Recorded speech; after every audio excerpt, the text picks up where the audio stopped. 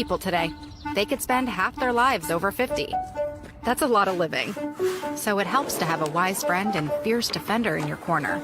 A friend like AARP. So your health lives longer. This is just slow-mo karate? Just slow-mo karate. Your money lives longer. I just bought that. I just sold that. And your happiness lives longer.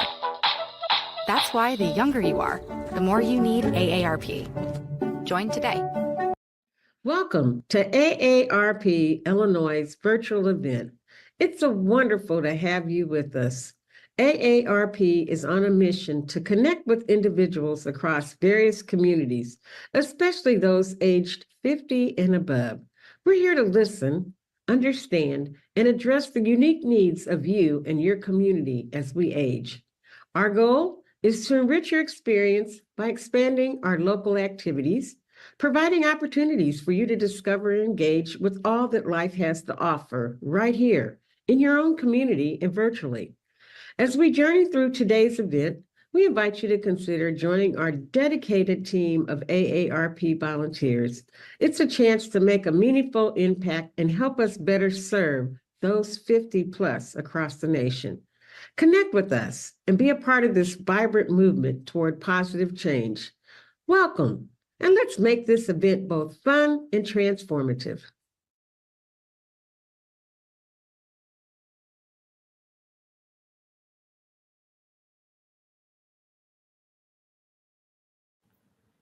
Hello and welcome to today's virtual presentation of a conversation about accessory dwelling units in the city of Chicago. We're going to talk about how ADUs can be currently attained for those in the city of Chicago if you live in certain areas. We'll talk about how that works. We'll talk with Brian and learn about his family's story about successfully completing an ADU on their property. And we'll also touch on the current status of advocacy efforts to make ADUs available citywide. Accessory dwelling units, or as they're known in Chicago under the language of the ordinance, additional dwelling units are, for those who may be new to the topic, extra housing units that are made available on a property, often a single family home property, but not always, but often. So this can be a detached or attached. Sometimes folks convert a garage or a carriage house. Sometimes they'll build from scratch. Sometimes they'll convert, attic space or basement space or an attached garage space into an ADU. There's different ways you can do this, but the idea is to provide an extra housing unit on your property that can be used for family, for caregiving, for extra income, whatever your family might need it for. So that's the basic overview of what ADUs are and why AARP supports them as an option for older adults and their families to have, again, those options we think should be available to families to give them choice of how to use their property to best meet their housing needs across generations and as families age. So thank you for joining AARP Illinois today for this conversation. We are joined by our partners at Abundant Housing Illinois, recently rebranded. We'll let Brian and Stephen tell you a little bit more about that. But Abundant Housing Illinois is a partner on ADU and other housing advocacy across Chicago and the state of Illinois, actually. But again, our focus today is accessory dwelling units. So first, I want to welcome our guests, Stephen Vance and Brian Peterman. Stephen, if you just want to introduce yourself and Abundant Housing very briefly, and then we'll turn it over to Brian, and then we'll get started on learning about Brian and you and your family's experience with ADUs here in Chicago. But Stephen, go ahead. Hey, Adam. So my name is Stephen Vance. I'm an urban planner based in Chicago, and I'm a volunteer member of Abundant Housing Illinois, which recently changed its name from Urban Environmentalists Illinois. And this group of about 3,700 members, mostly in Chicago, but also across Illinois, are advocating for new housing to be allowed in the highest demand parts of the state, and as well as Chicago. And so this year, our 2025 campaign focuses on three things. eliminating parking mandates in certain areas, allowing 8 units to be built on a single property in some of the cities or the state's highest demand cities, but also accessory dwelling units. So we want accessory dwelling units to be legalized across the state, and this is something that other states have already accomplished. And so we want the coach houses, the granny flats, the attic units, the basement units to be possible everywhere across Illinois. Great. And Brian? Yeah. Hey there, everyone. I'm Brian Peterman. As I think hinted earlier, I have completed and built a coach house. We'll kind of get into that a little bit later, but live in the city of Chicago. The building that I live in is a 3-unit building. So think of a single building, kind of 3 stories tall, 1 unit in each one of those buildings or each one of those floors. Great, thank you. Yeah, we'll start with your story, Brian. But I also want to let folks know that, as Stephen said in his introduction, we will have information after Brian tells us about his family's story, about where efforts currently are to legalize ADUs. And again, like Stephen mentioned, our focus is shifting a little bit to statewide this year, as there continue to be hurdles to getting a citywide ordinance in Chicago. The current Chicago ordinance allows for ADUs to be built in 5 distinct pilot zones around the city. Ryan obviously has the advantage of living in one of those zones, and he'll break that in a little bit more when we get to him. But 5 zones in the city where they can currently be built, and it more of the city is not covered by those zones and are covered by those zones, right? Which is why we want to see legalization in a broad sense happen, whether it's citywide or statewide or however we get there. So that is the background of where we've been at until now. And Brian has wanted to go ahead and tee you up to tell your story. I would talk about how you determined that an ADU was needed for you and your family's needs, and then start to walk us through the process of how that started, figuring out that you were eligible and kind of what had to be done to start that process. And then I'll come back and ask you about some barriers and things later. But if you could start there, that'd be great. Yeah. So realistically, the beginning of the process was actually purchasing a property. So for us, we had been looking for a while, and we found a place very beginning of 2020, when COVID was just a whisper. We actually closed on that place first week of March, and I remember everyone had hand sanitizer, but we kind of were like, it's just a little bit of a flu, a little bit of a cold. Everyone's going to be fine. And 3 weeks later, everything shut down. And we are owners of this 3-unit building where we're not confident, are the people who rent from us going to be able to continue their jobs? Are we going to be able to continue to pay for this place? So we jumped right into the thick of it in the very beginning. So our plan had always been to live inside of this building and have the other 2 units help us afford to live in this property. We are people who are very fortunate to be able to afford to purchase something like this, but definitely not somebody who would be able to constantly live here, especially with how much rents have been increasing recently. So that's kind of the beginning of the process. And then in 2021, the official pilot program was announced. So in that pilot program, it had selected 5 different zones. One of the zone was the northern zone, which we live in, the Lakeview area. So within that zone, it allows us to either add a coach house, which is a detached unit in the back of the yard, or a basement or attic unit. Now, our building had already been legal and fully filled with all of those spaces in the main building. So our only option to add on was in the back of the building. And we began that process very end of 2021, talking to architects, working on our plans, working with the city. And as it was a very new pilot, the city was still working through a lot of the complications and questions that kind of come up, since every situation is so unique. So all the way through 2021 into 2022, and then pretty much towards the end, maybe the beginning of 2023 is when we finally were able to get those permits to build our coach house. In that time, a lot had changed in our family. So we were newlyweds back in 2021. And then once we had gotten into the beginning of 2023, we had found out that we were pregnant, which we had been trying for and we were very excited for. But it came with the question of, okay, so we are trying to do all of these different things, but with this coach house, what can we do to maximize the benefit for our family? So childcare is very expensive in Chicago. It's very expensive all around the world. And having somebody who is very close to us that we want to be more close, so close to us personally, but we want them to be more close physically, was the best option for us. So we were able to complete our coach house, I want to say a month or two before our daughter was born. And my mother-in-law actually moved into that coach house.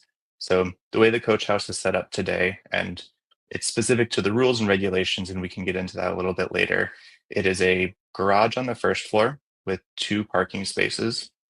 The utilities are down there. So think like water heater, HVAC, and then a little bit of storage. And then we have the staircase up to get to the second floor where my mother-in-law lives. That's a 650, 700, somewhere around there, square foot apartment.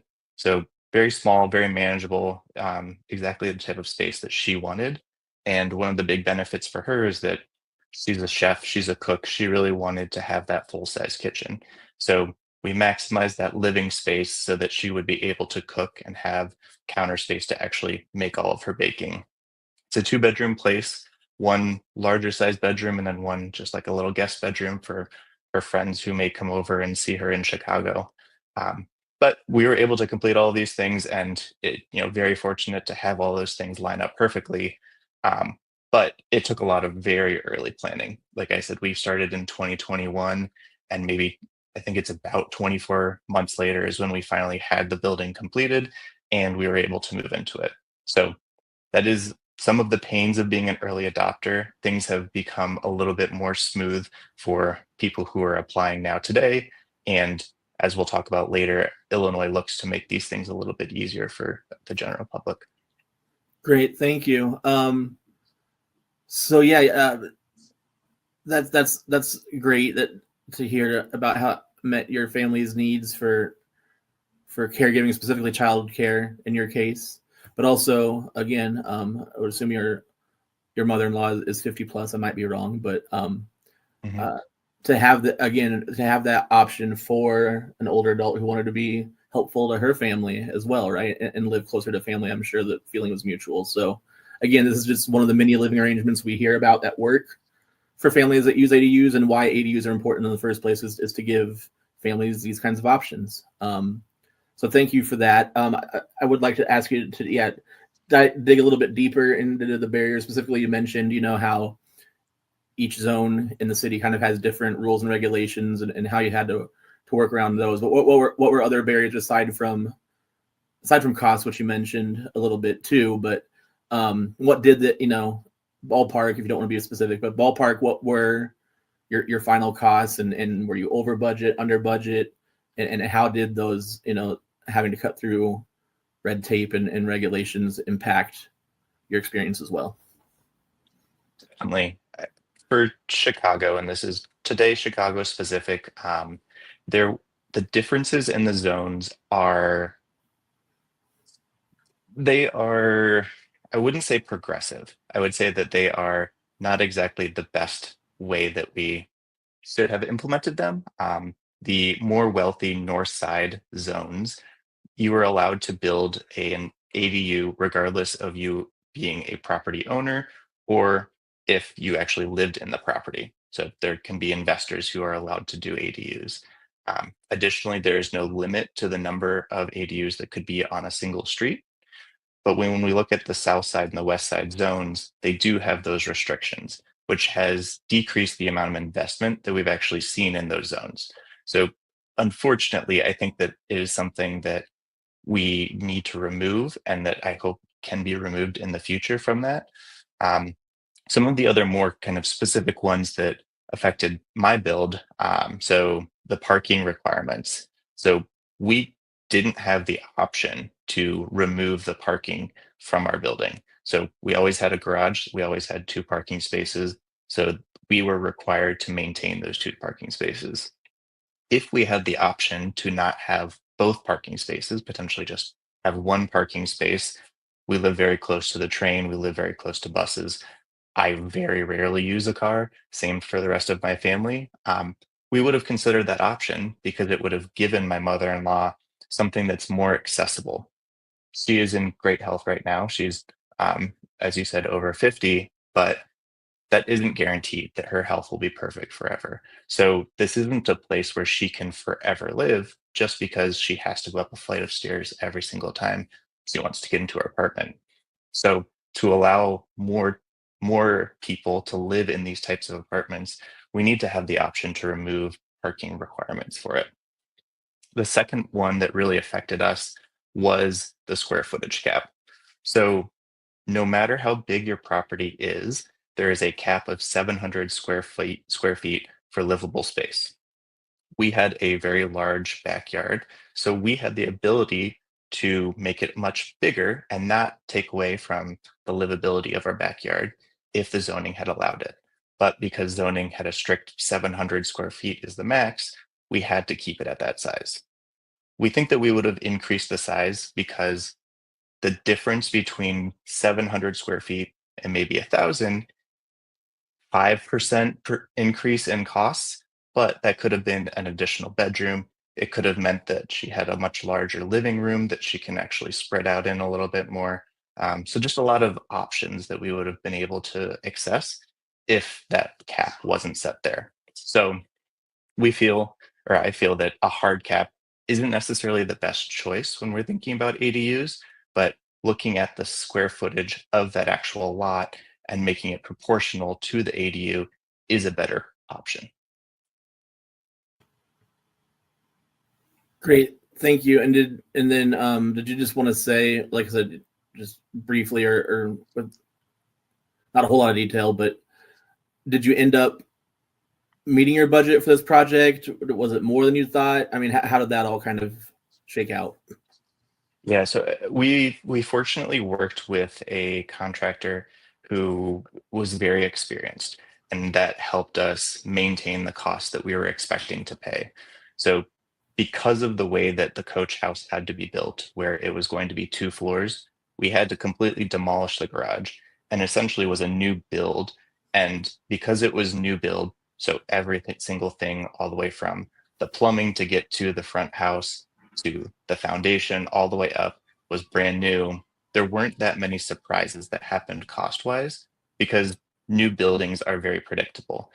Renovating older buildings can come with a little bit more of a surprise because you don't necessarily know what's going to be behind the walls. You try to guess for it. But with a new build, it was very specific and accurate. And I think that one of it's nice that it was a new build and all of those things, but it was probably 50% more because it was a coach house versus if I had an open basement space that I would have been able to convert into an ADU. And what we've seen is that an open basement space conversion, that those are costing, I don't know, 100,000, 150,000 after all of the permits, the inspections, the fees, stuff like that. Whereas that a backyard coach house is 250 plus. There was one that was featured maybe a year ago in Dwell, and those people had spent $450,000, and this was customized, maxed out to the nth degree, but it was maybe 500 square feet. So definitely the more extreme side, but there are much more reasonable ones if you can do it on the ground level. Great, thank you. So Stephen, I'm going to turn it over to you now. And can you talk really briefly about where current efforts in Chicago on a citywide ordinance are, but then kind of talk about, because of that, why we're looking again at a statewide strategy and where we are on moving statewide legislation on legalizing ADUs. Yeah. So Alderperson Lawson, 44th Ward, introduced an ordinance in 2023 to expand from the 5 pilot zones to a citywide option. It didn't start getting discussed until 2024, the spring of 2024, and that was when the pilot was reaching its 3-year experimentation period, at which point the city would have to present a report to City Council to help advise them on, what they should be doing to expand the pilot. And it includes some of those issues that Brian talked about parking and the cap of 700 square feet. However, since spring of 2024, the city has been in negotiations with the U.S. Department of Housing and Urban Development on some other matters, and ADUs are seen as one reform to help resolve those matters. But not wanting to wait around for that to happen, us, are working on state legislation, also with the legislators themselves. For example, Representative Cam Buckner, who put forward one of the ADU bills in Springfield last year, as well as this year. We as in Abundant Housing Illinois, are trying to get co-sponsors for that bill, get more groups like AARP and Abundant Housing Illinois to activate their members, to talk to their legislators, to get more legislators on board. So it's going to be a collaborative and group effort to get this bill heard in the right committees in the House and in the Senate, and then voted on and then signed by the governor. But I know you said briefly, but the governor did last year have a press conference about the housing shortage in Illinois, and that he was going to hire, through executive order, a director of housing solutions. So I think 2025 has a lot more momentum than 2024 does, because it's becoming more obvious that Illinois is experiencing a housing shortage. Yeah, thanks, Stephen. And like you said, AARP certainly supports efforts to pass an ADU bill statewide. We had shifted our focus to the city the past few years, but again, for a lot of the reasons you mentioned, political and otherwise, it seems like it might be time it might be the time and an opportunity to move at the state level again. So we are also closely monitoring and we'll be supporting ADU legislation soon. We're not sharing specifics on bill numbers right now, folks, just so you know, who know how Springfield works, because there are actually multiple ADU bills in play, and it remains to be seen which one will be the one that moves forward. So when that happens, AARP as well as Abundant Housing will be communicating that clearly. And so, first of all, for those who are new to AARP programming, if you'd like to follow our advocacy efforts here in Illinois at the state level, you start at our state homepage, which is aarp.org/IL. That's our state homepage. You can sign up for advocacy alerts and things like that there. We have a team that works on these kinds of issues, specifically housing, transportation related issues, called our Livable Communities work. I lead that work here in the Chicago area. So you can feel free to reach out to me directly at aballard, ABALLARD @aarp.org. If you'd be interested in joining our Livable Communities advocacy team, I'd be glad to welcome any of you. And then Stephen, Brian, I'll turn it over to you guys if you can talk more about how folks can get involved with Abundant Housing and how to follow you all. So it's pretty easy with us, abundanthousingillinois.org, and then we have a join button. It is a membership-based organization, so you do have to fill out an application. And then we ask one of two things, so that you either pay a dues for the year, which I think is still $35, or you commit to volunteering, and I'll explain that in a second, or say that I already volunteered, here's the thing I volunteered for. And so an example of something to volunteer is that you show up to a community meeting about housing and you give a comment, or you help us write a letter of support, let's say to a legislator, local or state, or a third one is that you write a letter to the editor. And we have a lot of volunteers who help you proofread, help you come up with ideas, and then actually submit it. And so a dozen of our members have have successfully gotten letters to the editor published. You can also go the extra mile and do what Brian did for us last summer. Brian, you want to explain that? The Yeah. party. It's a party. Yeah. Obviously, that we are very interested in advancing these bills.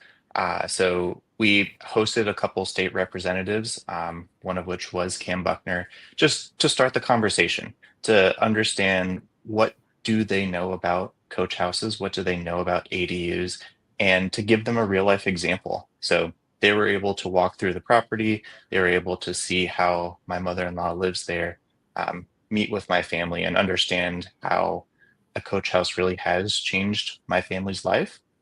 And I think that that's something that it's really hard to understand when you see a bill that's written down on paper, but it's really tangible when you actually get to experience it.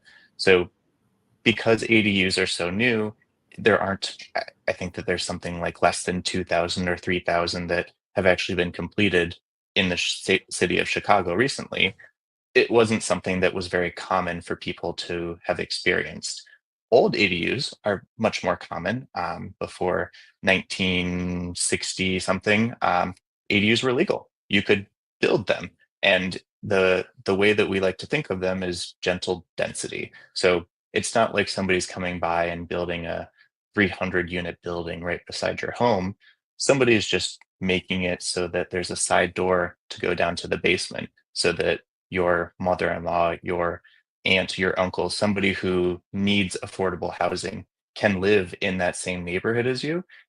It doesn't cost anything for you as a neighbor who has a friend who's has a relative living with them. In fact, it might make the neighborhood a little bit more vibrant. It might give you the opportunity to make sure that that restaurant that you love around the corner is still around because you have more people in that neighborhood able to support those businesses.